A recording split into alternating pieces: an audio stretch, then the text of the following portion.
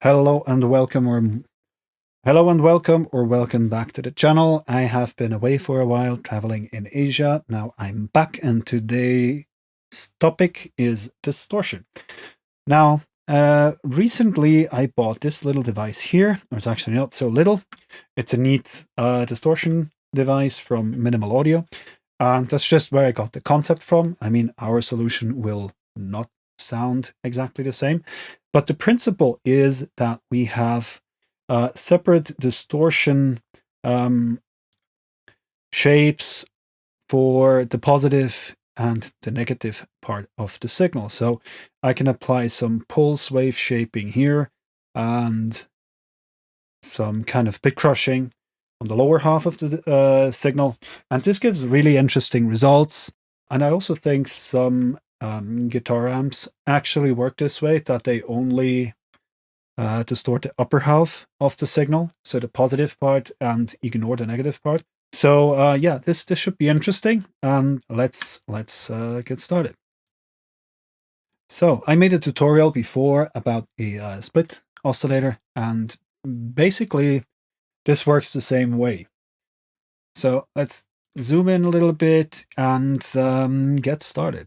So first off, I need a way to compare the signal to find out when it is in a positive range and when it is in the negative.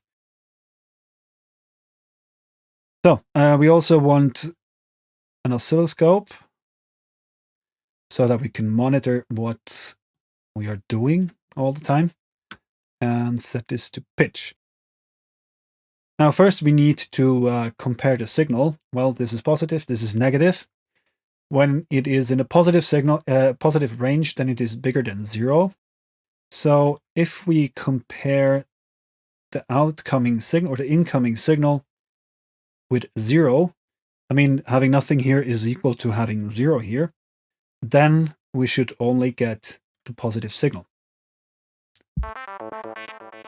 Okay, well, this is now the logic signal. That doesn't really help. We, of course, need an input selector where whenever this comparison here is true, we switch to second output. And yeah, this has to be this one, of course. And let's send this to the oscilloscope. Maybe increase the zoom level here a bit.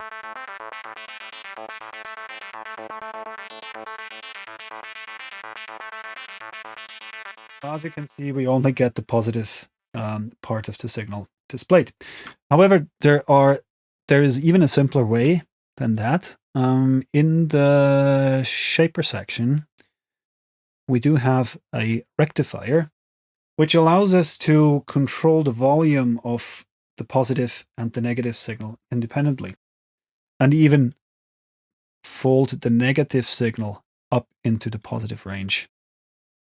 We don't even need that, so let's remove this. And just plug in the signal, connect it to the output. Let's colorize this. Let's make the positive part blue. Duplicate the device. Connect this to the lower output. Color this one, I don't know, maybe red. And here we just invert what we have here.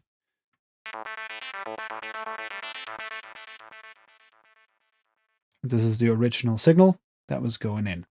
Now that we have these two splitted, we can start applying distortion. So let's see, we already are in the shaper section. Let's, for starters, start off with a wave folder. Now the wave folder has kind of a property that it amplifies the signal quite a bit. So we need a way to compensate this, unless we don't mind constantly adjusting the volume on the output. So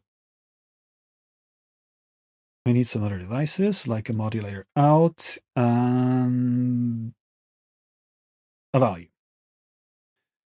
And then on the output, we need level again, but take a gain decibel, because decibel is the scale we work in here. And if we use the same kind of units, you get more equal results. I mean, the volume compensation will not be perfect because the wave folding does amplify the signal until it hits the ceiling and then folds it. So you get a higher density, you will get a different result, but this kind of approximates it a little bit, at least. So, and now we kind of apply the value here, like minus 25 decibel here, and plus 40 here. That will approximately even out.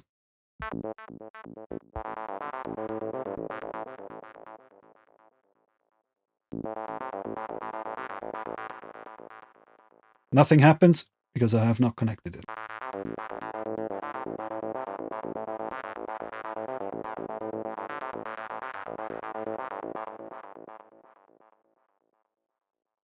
So we take these two signals.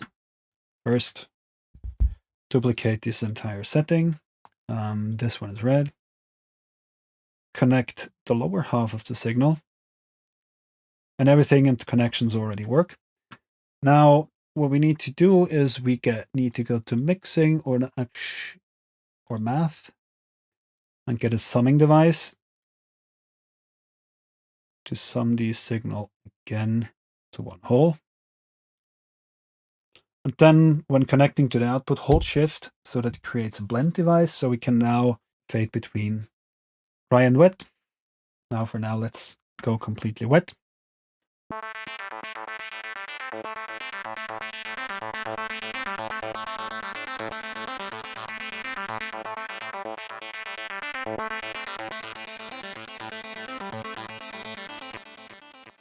Here we want to connect this output.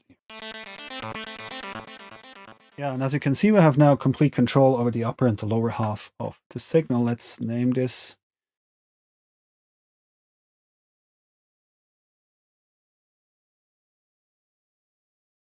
And then maybe we also want a macro which applies distortion to both the left and the right side, or the positive and the negative side simultaneously. So we can grab one of these constructs,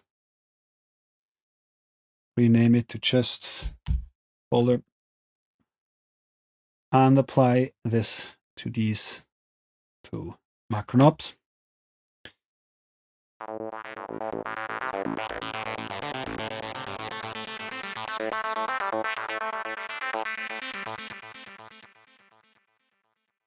One other thing is that while this is not true for the wave folder, not all of the distortion devices or the shaper devices actually produce a neutral signal when, let's find one, for example, these here. As you can see on the curve here, it does not produce a neutral zero when the amplification is at 0 decibel. So we want a way to bypass the distortion signal whenever the macro knob is on 0. So let's go to mix, grab a select in, and we want to grab the signal when this device is active. So we want to connect to the lower input. Let's colorize. And now we need a simple comparison. So let's go to the logic. Let's create a bigger then, and then simply connect this cable. Here, this will automatically be 0. And so whenever this signal is bigger than 0, then it will switch to the second input, sorry. And so we can bypass this distortion whenever it is not active. Cool. So this is the entire actually principle. We can now take this to a next level by, by just highlighting everything, move it. Then once you have moved it into the position you want, hold Option or Alt and then let go. Now, of course, we need to wire it up. This selector now goes into the wave folder. The output here goes here instead. And yeah, I just realized I forgot to apply this logic to the negative channel. So let's do that.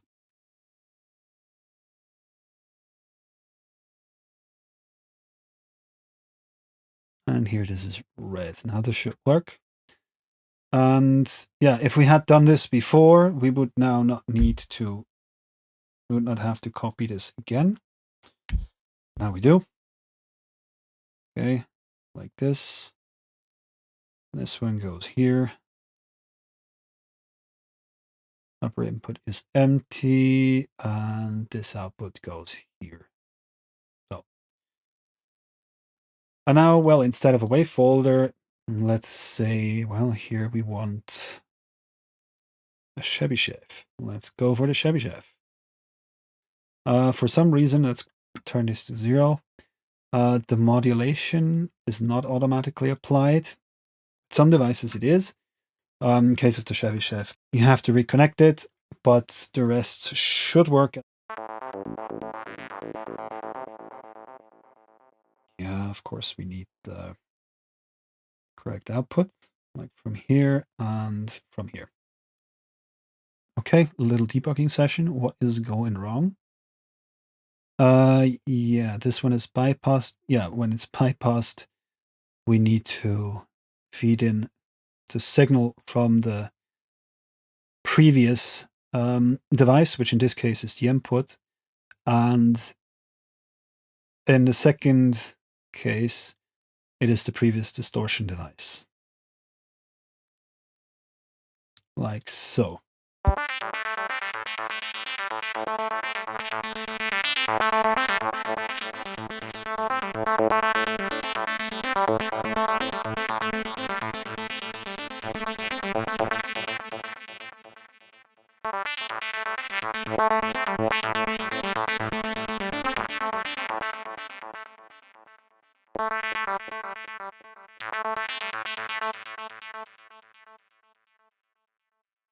Chebyshev kind of increases the volume even more.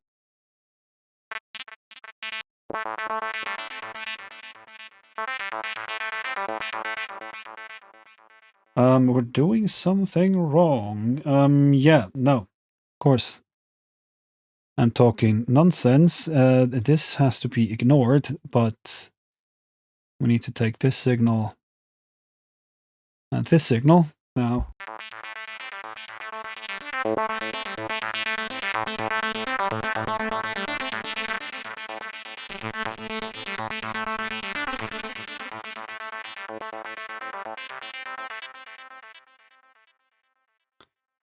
Okay.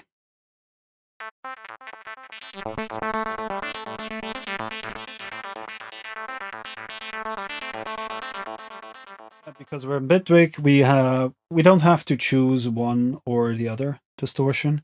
We can just concatenate them and apply them as we see fit, or have more in parallel, or whatever. Now let's do one more. Let's copy this entire construct, hold Option before release, drop it. Now we have to wire it up. This one goes, does it? I have to think, too much talking. Now this one has to go here. And like this output has to go here. Then we have to take, yeah, it looks a bit confusing. Let's move it out of the way to see if it's correct. No, this one has to go here. Yeah, I think here it looks correct. Let's move it back down again. Now, of course, the output here needs to be connected. Now switch this to the quantizer here. Second wall as well.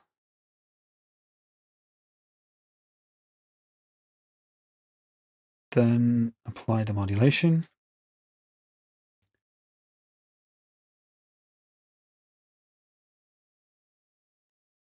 Confused here, like so.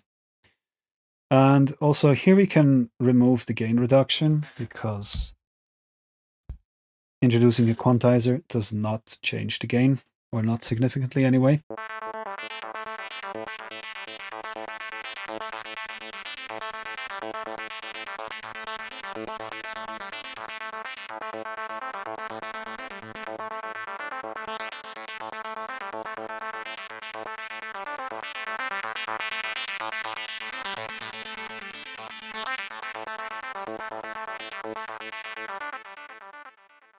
Okay, now what's left is, of course, kind of renaming this stuff. This is so now the reason why I named these, well, as long as you're looking at this stuff here, it seems to be pretty obvious what does what.